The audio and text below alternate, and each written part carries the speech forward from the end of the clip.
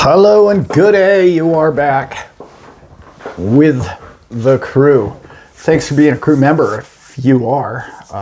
If you're not, consider subscribing and checking out the channel. So we have a big picture story. Today's a celebratory day, if you will. This morning, yesterday morning, we had a high in the market. And Bitcoin hit 69,000 just over, and it was a fun day, and it was really nice. It's drawn back down a bit. I wouldn't get too worried about that. That's only futures contracts.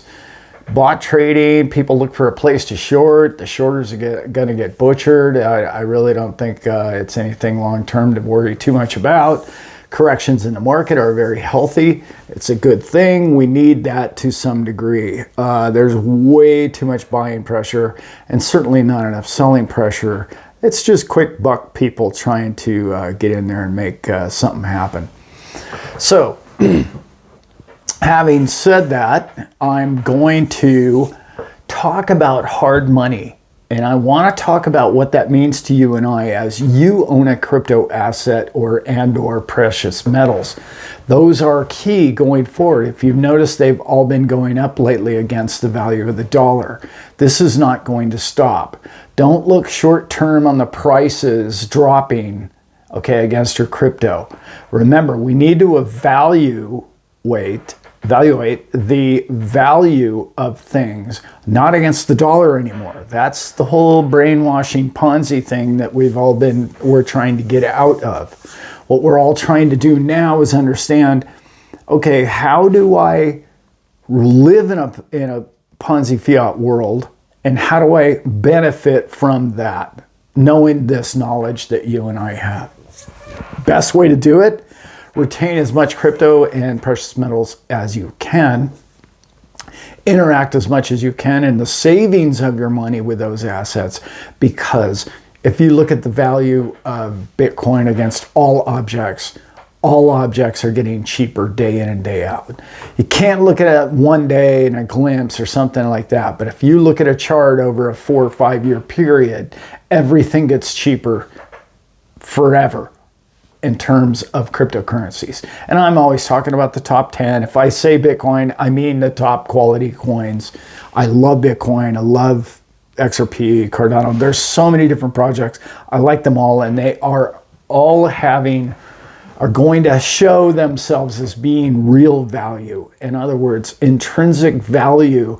They're always saying, well, what's the intrinsic value of Bitcoin? I get that so much. It's like, the fact that you can't change it, can't alter it, no government can print more of them, you don't think there's any value in that? The fact that you can transact with somebody across the world, if you both have a phone and a wallet, you don't think there's any real value in that? Tell me the intrinsic value of a US dollar.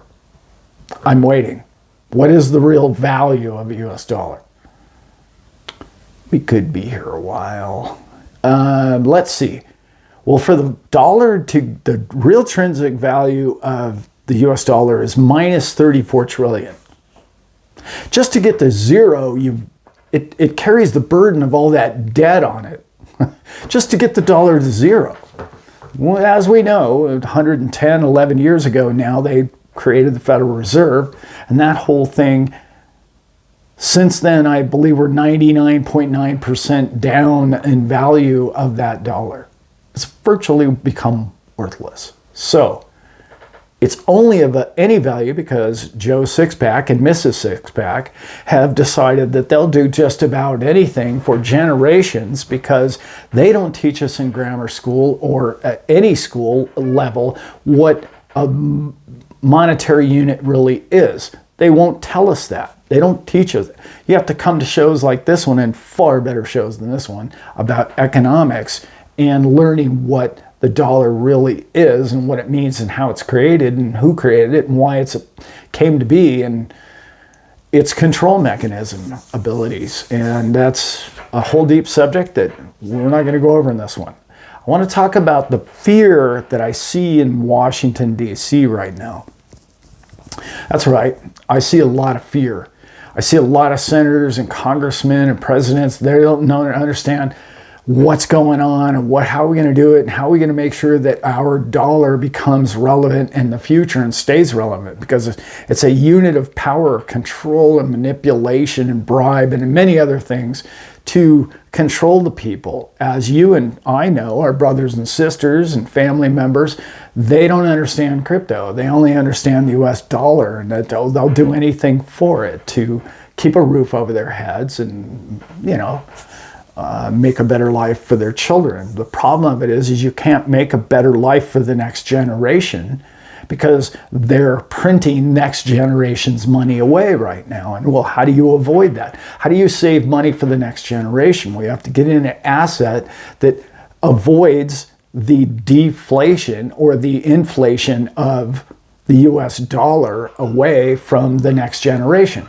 How do you do that? Hard assets. We all know that. We're getting better at this, right? We've all learned that. The government sees that we're figuring this out, and they're like, well, we have to make our coin relevant, their dollar relevant against Bitcoin and other coins. How are they going to do that? Well, this is just a guess. Finally getting to what the video is about, Allan.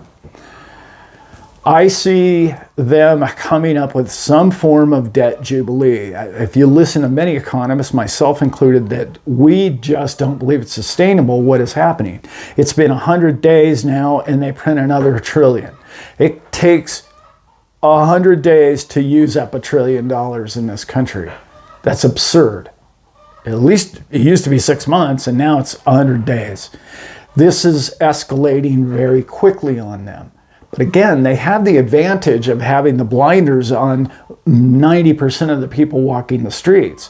So they can use this scheme, as absurd as that number is, they can use this scheme for an awful long time. So what are you going to do about it? You're going to stay in crypto and precious metals. What's going to happen when they decide to pull another lever to control things? Like I was talking about, the economists out there will tell you, Allan, this is not sustainable. It can't happen like this. I'm going to say, yeah, you're probably right if you deal in reality and real math and real laws and real rules. Well, we know they've broken just about every law or rule they created back 111 years ago when they created the whole thing. They've changed all the rules and nobody ever holds their feet to the fire or makes them accountable for any of these things. So what is their game plan? The game plan is to keep doing what they're doing until the masses figure it out. Well, they in Congress and the Senate are figuring out that, oh, we got to come after these stable coins. Well, that's a real issue for them because the stable coin promotes the US dollar all around the world and gives it a more reality in the crypto world in the future of CBDCs. It makes it more relevant in that sense. Okay, you get the people in, you slowly kind of get them into the water, and the bath water gets a little warmer before it boils. You know the whole story. This is what they want to do. We know that. We see the plan. We see what's coming. Right now, they're in this full panic mode because stocks are kind of completely separating from crypto. Stocks are kind of moving up and down when crypto's moving the other way. And this is really becoming an issue for them because they can stop the stock market from crashing, but they can't stop the crypto market from skyrocketing. So this is becoming a black eye on their financial system.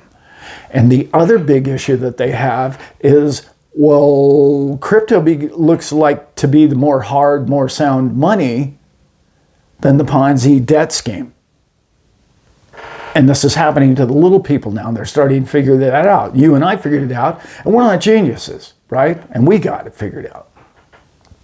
What they're doing now, and what I think is going to happen, that's what finally, Allan, you got to the damn point of the video.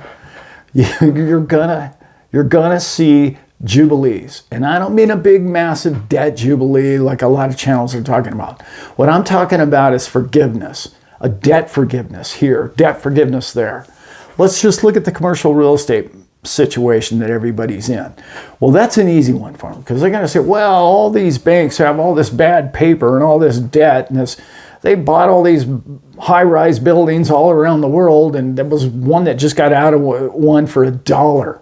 Just let me out. I want out. And this is going to keep occurring. Well, who's going to bail them out? Who's going to give them that debt forgiveness? The Fed. They have to.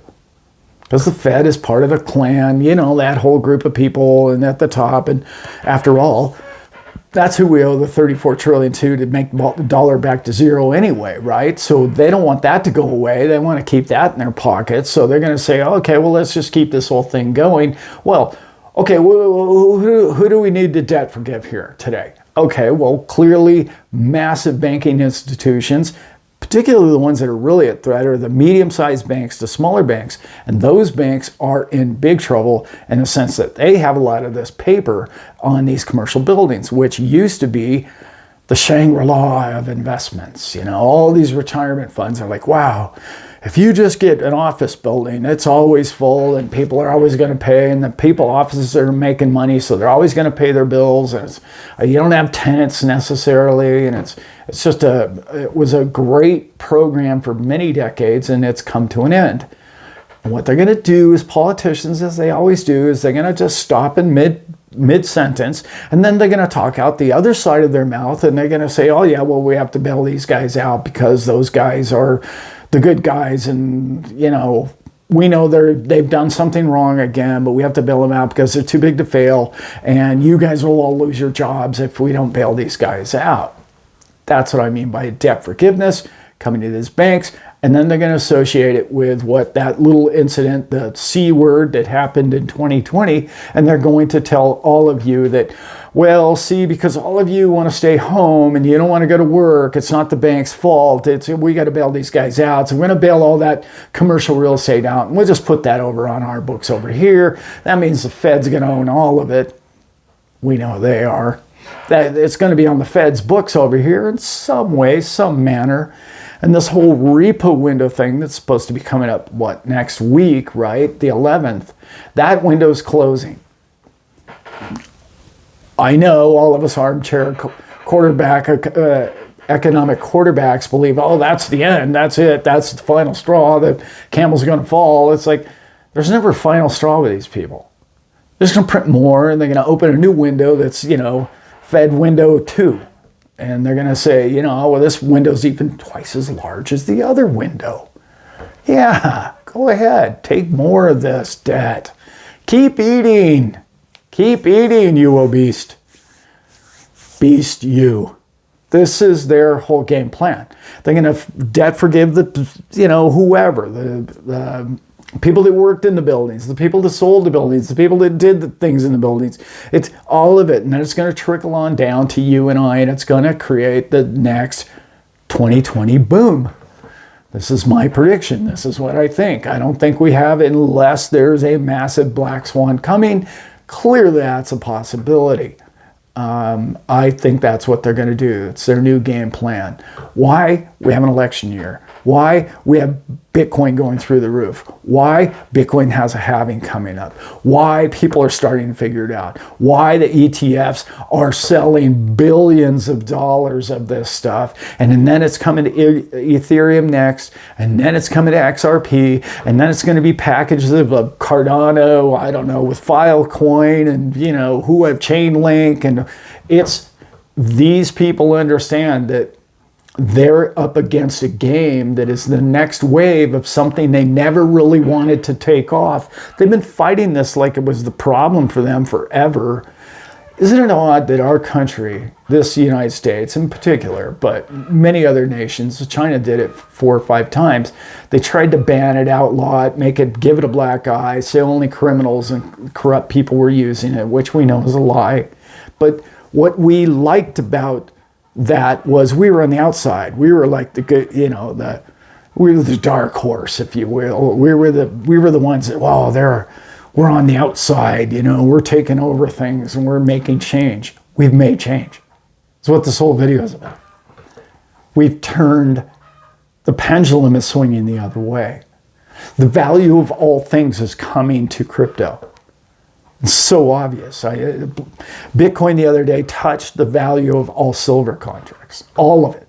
The value of all silver. I mean, there's only 4 or 5 gold and 4 or 5, I don't know, I think it's like 9 businesses that are larger than the market of Bitcoin. You have to understand, it's eating everything.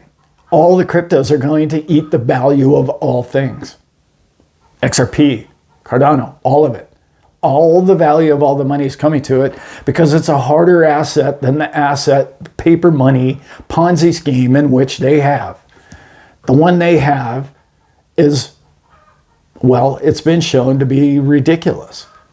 And all the countries have this ridiculousness to them. Are they going to try and reset the clock with the CBDC? We will find out. I don't believe the people are going to go for it. I think they'll try it, because they can interject that money directly from the Fed into the people's hands. Problem with that is you're eliminating all the banks, and I don't see the banks losing control. Why? Because of what I just said. I see debt forgiveness on these college loans, on many different loans. There's going to be all sorts of debt forgiveness coming up. That's my idea of what I think is going to happen because of all the things I said. The election year, all the rest of it, they're going to have to compete with hard, sound money.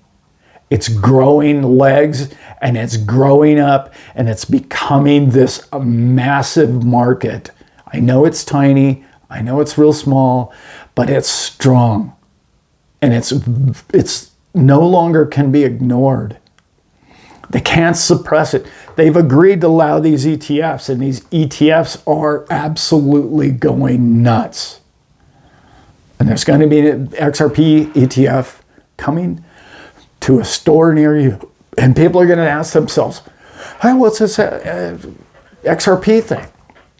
Oh, that's the next ETF. And oh, what's great about it? Oh, well, that's the banking system, and that's how we move money. It's how we interchange our CBDCs from Germany to US or whatever, or buying a beer in Brussels for somebody who spent $1 in the US can buy a beer and somebody over the seas. It's this transactional institutional money in which they see being a threat to them is why they're going to print the money I'm talking about. Why they're going to forgive all these. Hey, if you'll stay in our little dollar, we'll give you guys more money. We'll give you more money. Hey, we're bribing everybody else in the world. We're going to bribe the people to continue to use the dollar. I hope that makes sense. I hope I got the point across. And you will own the real hard asset. And I want to say this in closing. Thank you. Thank you for being a partner and a team member and having my back, and I got your back, and what we know of what these crypto markets are going to do and how they are changing the world, and how you knew that and you understood the technology and you saw the math and you get it and it makes sense to you, and you're not alone anymore. The system is now having to come to our backyard. Like I always say, they're coming to a crypto near you. They're coming to what you own. And this is becoming more and more obvious every moment of every day. And it's inevitable. And your friends and neighbors will one day look at you in a different light. And it's going to be a beautiful day. And I just want to thank you all for having diamond hands and staying through that 800 days. It was over 800 days, guys, of that bear market that was just unbearable to live through. And isn't it odd that I created a YouTube channel in the middle of a bear market? Why wouldn't you? Because that's when I wanted people to buy these coins. And that's what I've been saying for 2.5 years. And now we're there. Okay? So now glory days ahead. But I'm so glad you guys DCA'd in for the last couple of years and put yourself in the position you're in. It's going to pay off handsomely. We're going to have to figure out ways to get out of it for everybody. And there's going to have to be different packages for different people, because everybody's at a different place in life and a different age group, and they have a different job and income level. So We're going to play with that. We're going to have fun doing that. We're all going to learn a lot about how to get out of this market together. And I want you guys to stick around for that because it's going to be fun. You're going to weigh other channels and their exit strategies, and they're going to have good ideas too. And I'm going to have maybe something different to add to the table. And I think I can really help you guys with some of that. It's going to be a lot of fun. And I'm learning so much about more exit strategies. And I'm learning more about ways to change your life, not only financially and spiritually, also ways for you to retain your money and generate money going forward. With that, I am out.